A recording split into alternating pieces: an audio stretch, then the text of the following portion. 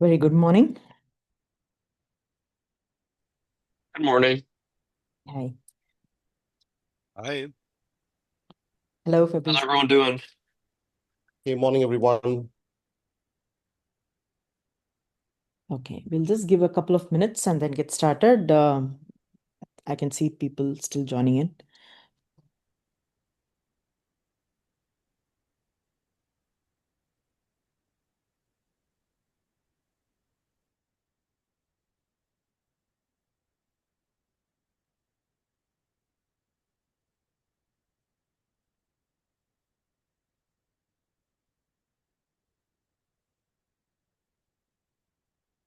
Morning.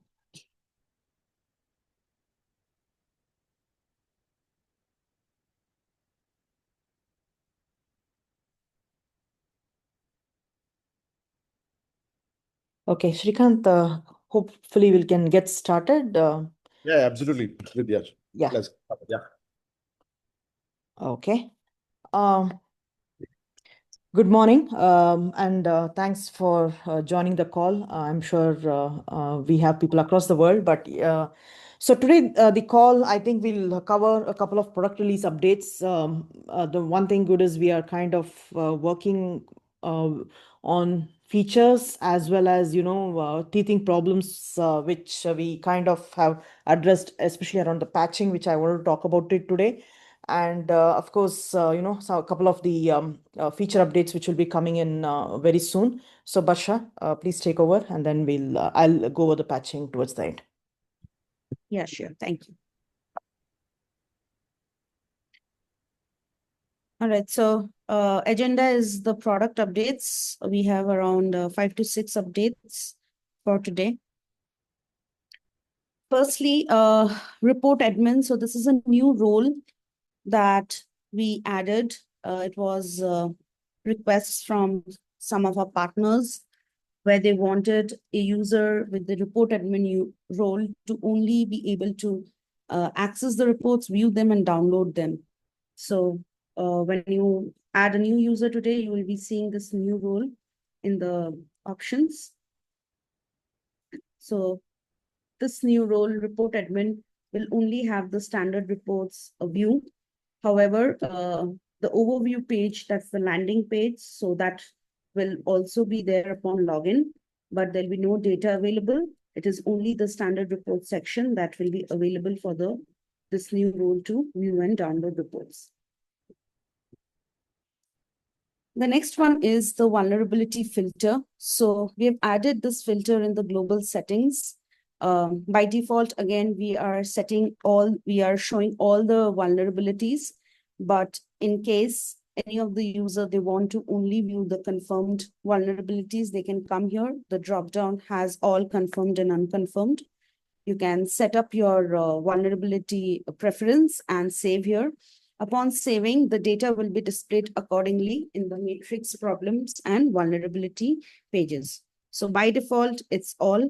That's what we have today, but there is an option to select the confirmed vulnerabilities and save this setting.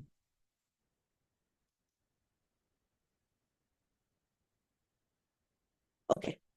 So the next one is the asset risk score unauthenticated scan. So this is a setting which we had done earlier in the global settings, wherein you can mark your assets risk score as NA for unauthenticated scan. So the change that we have done here is that from now on, all the new partners, by default, the setting will be enabled. So till now, the setting was disabled for all our existing users, meaning if they have to mark those assets as the risk score for those assets as NA, because they're unauthenticated scan, they need to come here and enable this. But what we have done now is that all new partners from today onwards, so they will have the setting enabled, meaning all the asset risk score for unauthenticated scan will be marked as NA. So why was this done? Basically, new partners getting onboarded and running unauthenticated scans for the company. If this was showing the actual risk scores, so that was impacting the overall company score, So in order to avoid this, we have given this setting so that by default it is marked as NA. But if you want to disable it, you can come here, disable, and then it shows the score other than NA.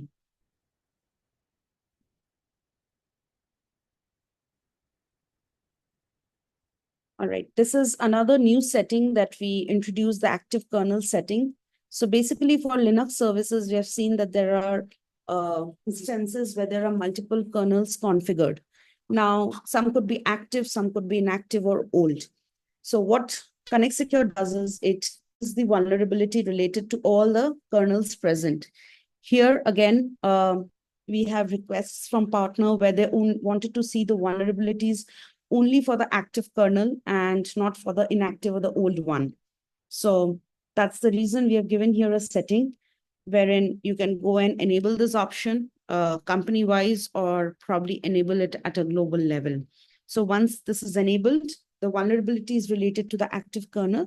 That's the one that it's going to be displayed. All right. This is a summary of the feature requests, product improvements that we have done in the last month, June. So I've listed most of them. First one being the M365 assessment, the checks are now CIS compliant. So you should be able to see the same in the report as well as in the UI, wherein it says whether it's CIS compliant or not. Firewall consolidated report. This is something we have done as per V3. So this report was already there, but there were some missing links in the V4 version, and we have tried to maintain that parity. So we have improved the firewall consolidated reports.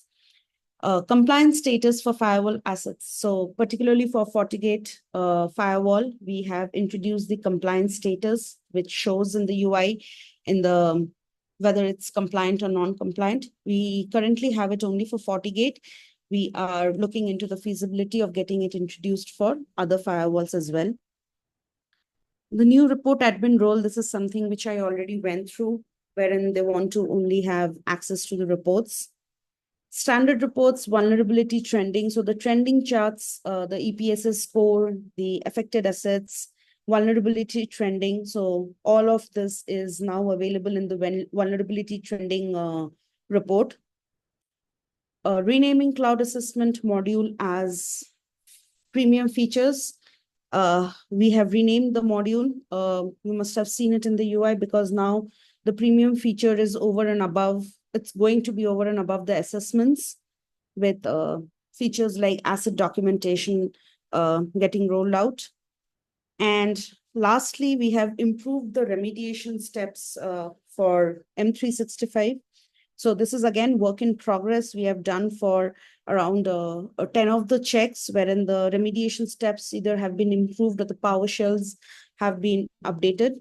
We are working on doing this for the rest of the checks for M365. So in a nutshell, these are the updates that we had for the month of June, the releases with respect to feature requests. Okay, I hand it off to Srividya for the next update, patching. Yeah, thanks, Parsha. So just to let you know, like pretty much the last 1.5 months, me and my team have been working through multiple partners who did have deep concerns on the way the patching was working in our system. There were a large number of failures, the jobs would not complete. So it was probably, the area of what kind of issues were happening was something which we couldn't kind of see in probably in our labs. So as we went through a lot of these instances, and I and my team have been personally on these tech calls. We did see, yes, there were some rampant failures. There were, we observed a lot of issues. So first and foremost, there was a few bugs on the system where when there were multiple jobs trying to get processed, the first one would get processed and the rest would just get queued up. So we have kind of put that fix in the last agent release, and I think from then on the things have trended better again, because I go personally on these calls every week to see how do they feel about the patching and whether it's working well or not. So this was the number one problem. The patch jobs are failing to complete. Apart from that, I think also one of the things which I wanted to communicate back to this quorum is there are genuine failures, right? So the first and the biggest problem I have seen in multiple sites is the patch fails because it's not able to download the exe or whatever it is, right? Because we internally use PowerShell. And if you are blocking these installers to get downloaded, then it's never going to patch the system. So this was, I think, probably 70% of the places I've seen this problem. So as just as a piece of, I would say good practice, please go and look at the logs, patch logs, and see if you kind of see any of these problems, and whitelist this our agent and also the URLs which are supposed to be downloaded, and make sure the patch can work as expected. So this is one of the biggest problems we have seen. We had partners who were concerned about Microsoft applications were not. So App Store is not part of the updates. It's not part of the patching, because that's a different ballgame altogether, where you'll have to go and change the settings in the Microsoft and get the auto update done. So this is not part of our patching scenario. Again, patch applications were not supported for a specific software title. So we try to keep it updated, but of course there are some times where we kind of miss one of or few of the applications. And I did see a good number of requests in feature.connectsecure.com. So if you find that a particular application is not part of the system, please let us know. We'll make sure it gets added. It's not a big deal. It's probably a day or a two where we test it and get it out. But apart from that, I think we fairly have repository of close to 550 to 600 applications which are working well, and we keep revising this list. So this is something which we have seen at sites, right? So that was something which was a feedback as well. One of the upcoming changes we are planning, and we are testing it right now, is today you in the patching, you see the applications which have vulnerabilities are the one which can get patched. We are going to make a fundamental change to the system, because we have got this feedback from partners across the regions. Is we are going to have any applications running an outdated version which will also be included in the patch list. So it's not only vulnerabilities, it will also be outdated versions. So that's going to kind of ensure a broader coverage. And right now we are going to test this. But overall, I think we are going to kind of see what else we can do with, especially making the patching work more seamlessly. As you know, we started with Chocolatey, Winget, and then the homegrown patching engine. So we kind of will see whether to put any fallback mechanisms as well. But overall, as I said, it's something which we have worked last 1.5 months, and I fairly have been confident that many partners have kind of been unblocked and seen better patch success rates, at least after following for one of a few things which I have outlined here. But I'm keen on this change, which is going to come about, where even outdated versions will be included in the patch list, which means you will be you'll have a much broader coverage. So that's something which is in the pipeline, probably in a week or two. So that's the plan. Yeah, I think this is what I wanted to cover today. Shrikant, over to you for any questions or anything regarding the boot camp or any other inputs.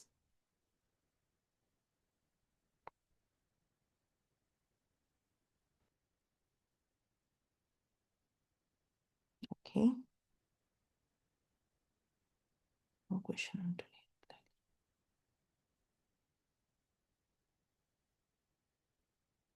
I think there are no questions from the quorum. Just one, Vidya, there is, where can we see the patch history? That's for Matthew. It'll be in the job logs. Just give me a moment. I'll try to get it up. I'll probably show it to you very quickly. And Matthew, I'll probably send you a screenshot of it. That will be quicker probably. So when you go to the patch jobs, you can click on the time, and then you will be able to see the complete patch history, like what happened to each job. Turned on. We noticed reboots turned very aggressive over the last. No, Chris, I don't think so. But if you have any particular scenario, please send a ticket to us. I'll take a look at it. There was no setting change. Definitely not.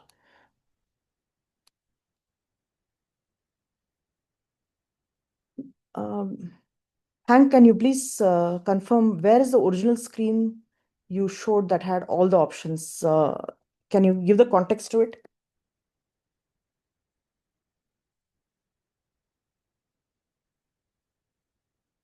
Okay, I'll just type it there. And Dennis, to your question, when will the asset inventory feature, that is asset and network documentation feature, will be slated for the end of this month? 29th is when it's being planned for. Just to let you know.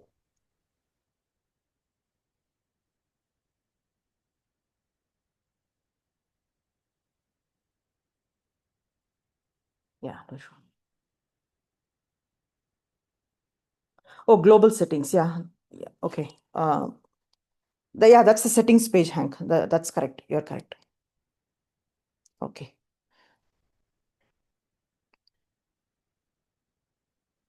Okay. I'll just request Chris to raise a ticket because I'm keen to know what happened here.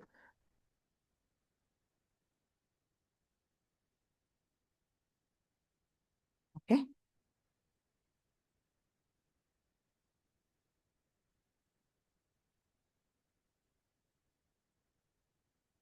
Dennis, I do not have a definite date on this, but I'm surely we are discussing a lot of options around it. So I'm working with Shiva on that, but right now not a definite date. But once we know that, we'll definitely let you know.